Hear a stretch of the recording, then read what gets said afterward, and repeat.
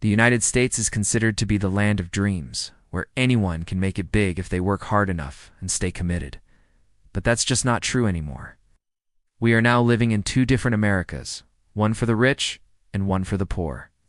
And today we'll tell you about both of them. Welcome to our channel. Today we'll show you what life is like in the two Americas, the one for the rich and the one for the poor. Number 10. The infrastructure. The infrastructure of a country says a lot about the country itself. And when we compare the American infrastructure with some other first world countries, it falls way short. Potholes are everywhere. Roads need repair. Bridges are old and rusty. There are more homeless people sleeping under the bridges than actually using them. It seems like the city only fixes the roads after a car crashes on them. Many Americans live in areas where the water supply isn't clean or even drinkable. They have to buy water bottles with the money they could use for food. The poor people in America spend most of their time in traffic jams. It takes them hours to get from one place to another. If they could use public transportation, but most cities don't have good public transportation, so they are forced to sit in traffic. The American railway system is underdeveloped compared to Europe, so traveling by train is not an option for Americans. In fact, in some parts of Europe, you can travel by train to every major city, but there isn't a single train route in America that connects all of the states. A trip that would take 4 hours by car takes 36 hours by train. No. 9. Healthcare. The United States has the most expensive healthcare system in the world, and yet it lags behind many other developed nations in terms of quality and accessibility. People who are born into poverty in America never really escape it because they are born without health insurance, which means that if they fall ill, they won't seek treatment in time, and their illness will get worse. And once they develop a chronic disease, it will follow them for the rest of their lives, keeping them poor. Those born into wealth, on the other hand, have access to top-notch medical care and facilities, which keeps them healthy and wealthy. However, the cost of medical treatment in America is outrageous. For example, a visit to the doctor costs $120 on average. A specialist visit costs around $200. Dental checkups cost at least $100. All these expenses quickly add up and become overwhelming, especially for poor people. That's why medical debt is the leading cause of bankruptcy in America. Number 8. Quality of life. The United States ranks 27 out of 111 countries in terms of quality of life. It ranks higher than Bulgaria, Romania, Serbia, Ukraine, Algeria, Tunisia, Libya, Turkey, Brazil, China, and India, but lower than Canada, Germany, Sweden, Norway, Switzerland, Austria, Denmark, Finland, Czechia, Japan, Australia, New Zealand, and all of the Western European countries. Compared to the rich, poor people in the U.S. have a significantly lower quality of life. They have less access to education, healthcare, and decent housing. This means that they are more likely to die young, be illiterate, and live in poverty-stricken areas. And since they don't have much spare time, they can't enjoy life either. Poor Americans work long and hard to barely get by, while the rich live luxurious lifestyles, taking vacations to exotic places all the time. Number 7. Work culture.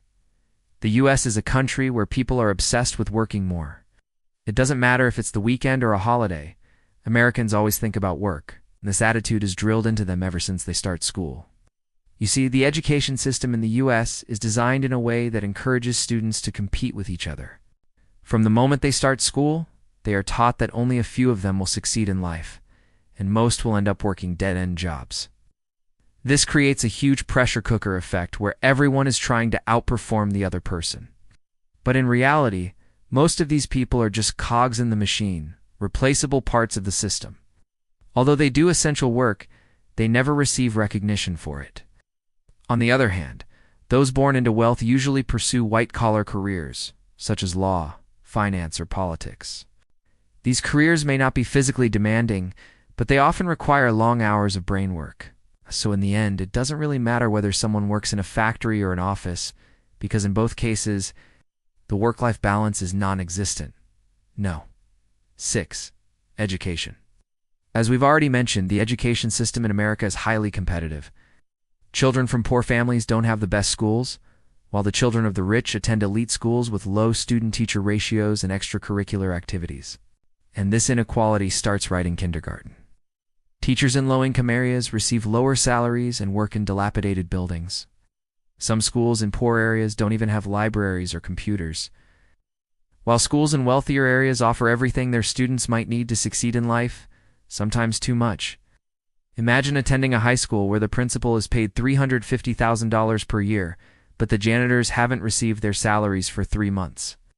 That's the sad reality of the U.S. education system. Moreover, parents in wealthy areas hire private tutors for their kids to help them get into prestigious universities. Unfortunately, the education gap between rich and poor Americans is getting wider every day. 5. Living wage. The richest 1% of Americans earn more than the bottom 42% combined. In other words, the top 1% of earners in the U.S. make more than all of the people making less than $61,000 per year. Meanwhile, the minimum wage in the U.S. is still $7.25 per hour.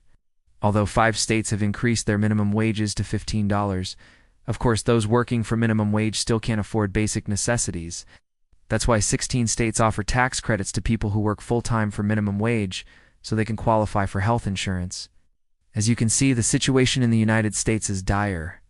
Although it used to be considered the land of opportunity, it has become a place where success depends entirely on circumstances of birth.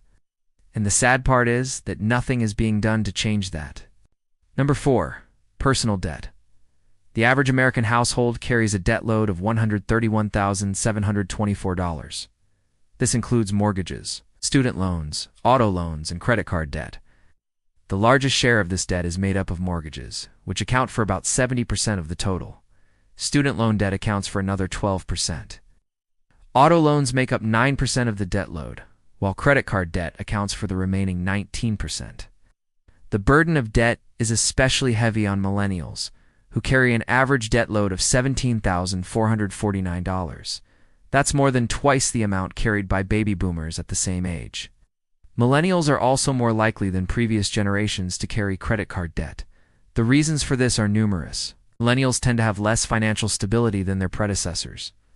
They are also more likely to have taken out loans to finance their education. Furthermore, millennials are more likely to have purchased a car with a loan, and they are also more likely to have used credit cards to make purchases. The result is a mountain of debt that is weighing down the American millennial. 3. Housing. The housing crisis in America is not a new phenomenon. It's been going on for decades. But in recent years, it has become increasingly dire. The cost of housing has skyrocketed in many parts of the country, and this has left many Americans unable to afford a home. The median home price in the U.S. is now $428,000, which is up by 15% over the past year. Rents are also on the rise, up by 10% over the past year. 2. Hunger. It's hard to believe, but in America, over 40 million people struggle with hunger. That's 12.3% of the entire population. In fact, the U.S. has one of the highest rates of food insecurity among developed countries. And according to Feeding America, 38.3 million people in the U.S. are living in a household that is defined as food insecure. Food insecurity refers to the state of being without reliable access to a sufficient quantity of affordable, nutritious food. But it doesn't mean that these people are necessarily homeless or living in poverty.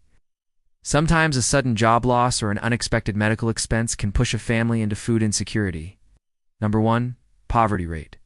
According to the U.S. Census Bureau, as of February 2022, the poverty rate in the U.S. was 12.8%, meaning that almost 13% of Americans live below the poverty line.